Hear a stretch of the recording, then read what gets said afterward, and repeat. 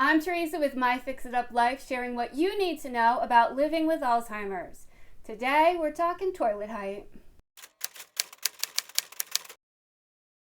Welcome to the Living with Alzheimer's Home Design Help Series. I'm so glad you're here. We've got a lot of helpful information to share with you that can make living with Alzheimer's and other kinds of dementia easier and way safer. Here's what you need to know about bathrooms and figuring out the best toilet height for living with Alzheimer's. If you've ever used a toilet in an accessible bathroom, you know that those toilets are a bit higher off the ground than a toilet found in most homes. Called comfort height or right height toilets, they are usually 2 to 4 inches taller than the regular 15-inch toilets. These taller toilet heights can help provide relief for difficult backs and knees, making it easier for older people to sit down and stand back up again. However, if you've ever heard about the squatty potty, you know that the increased height can make it more difficult to go and may sometimes lead to constipation issues. When your knees are higher and you're in a squatting position, it's easier to go.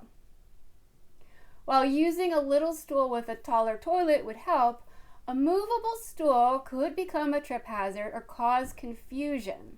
An Alzheimer's brain may not remember why the stool is in the bathroom. So if your loved one with Alzheimer's has full mobility, the taller toilet might not be the best choice. Using a toilet paper holder or towel bar that doubles as a grab bar is another choice to help someone safely rise and lower from a toilet. Most importantly, it's best to make sure the decision to change toilet heights or other home design elements are based on how it can help a loved one's daily life activities. And be willing to adjust plans as their abilities change, because they will.